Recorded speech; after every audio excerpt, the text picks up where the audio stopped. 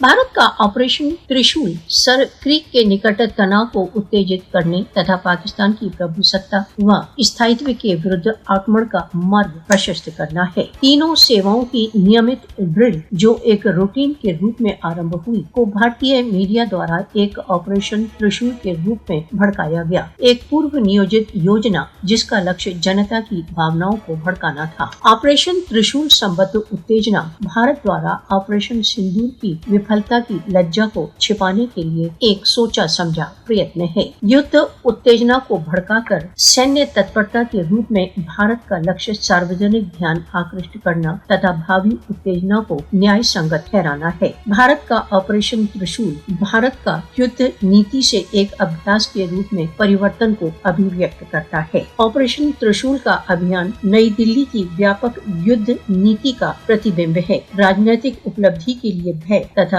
राष्ट्रीयता का सशक्तिकरण। इसके विपरीत पाकिस्तान की पारदर्शिता, दायित्वपूर्ण कूटनैतिकता तथा अंतर्राष्ट्रीय मानों के अंतर्गत कानूनी नियंत्रण की प्राथमिकता की नीति है। पाकिस्तान की रक्षात्मक नीति नियंत्रित रूप से रक्षात्मक है, जिसका लक्ष्य प्रभुसत्ता का संरक्षण है, अस्थायित्व की उत्तेजना नहीं। भारत का प्रोपेगेंडा का सैन्यकरण मात्र केवल पाकिस्तान की सुरक्षा के लिए नहीं वरन संपूर्ण दक्षिण एशिया के लिए चुनौती है। इस्लामाबाद का संदेश स्पष्ट है, पाकिस्तान सतर्क तथा किसी भी भारतीय आक्रमण के विरुद्ध प्रत्युत्तर हेतु दृढ़ है। क्षेत्रीय स्थायित्व के लिए यथार्थ खतरा आकस्मिक संघर्ष नहीं वरन नई दिल्ली द्वारा नियोजित तनाव है।